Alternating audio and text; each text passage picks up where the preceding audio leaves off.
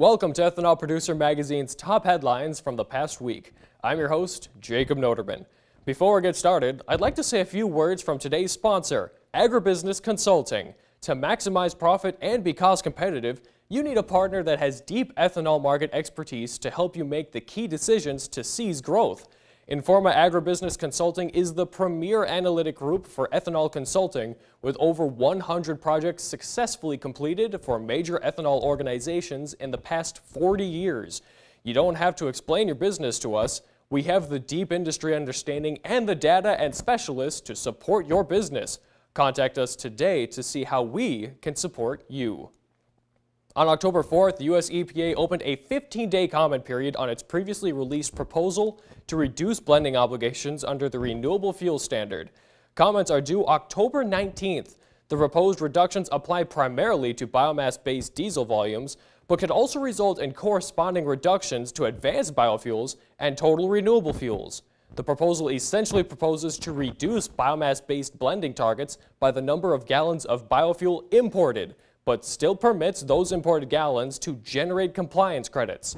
EPA is also reportedly considering a policy that would allow exported gallons of biofuel to generate compliance credits.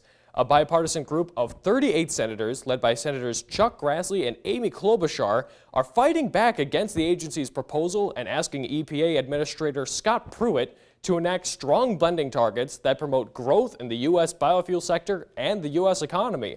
A group of 11 trade organizations active in the biofuel space have also asked Pruitt to uphold the law and President Trump's long-standing support of ethanol and the RFS. Senators questioned William Wurrum on his support for the Renewable Fuel Standard during a confirmation hearing held by the Senate Committee on Environmental and Public Works on October 4th. Wurrum has been nominated by President Trump to serve as administrator for the Office of Air and Radiation at the EPA. The RFS is one of the programs managed by the office. During the hearing, Senators Joni Ernst and Deb Fischer extensively questioned Wurrum on his support for the RFS. He said his goal, if confirmed, is to understand the law and implement the law. Wurrum called the RFS a very complex program. He indicated he doesn't currently know everything about the program, but does note that there is discretion built into the law and understands much of the concern raised by the senators is with regard to how that discretion has been implemented. He said that, if confirmed, he will work closely with members of Congress to understand their concerns, to understand the concerns of their constituents, and try to implement the law as best the agency can. The American Coalition for Ethanol has announced its participation in the U.S. EPA's new Smart Sectors program, which the agency describes as a partnership program between the EPA and regulated sectors. A total of 13 industry sectors are represented in the program. ACE is representing biofuels under the oil and gas sector and is the only ethanol industry association representative invited to partner in the launch. According to EPA, smart sectors will demonstrate measurable results for the environment and the economy by building relationships and improving customer service to each sector.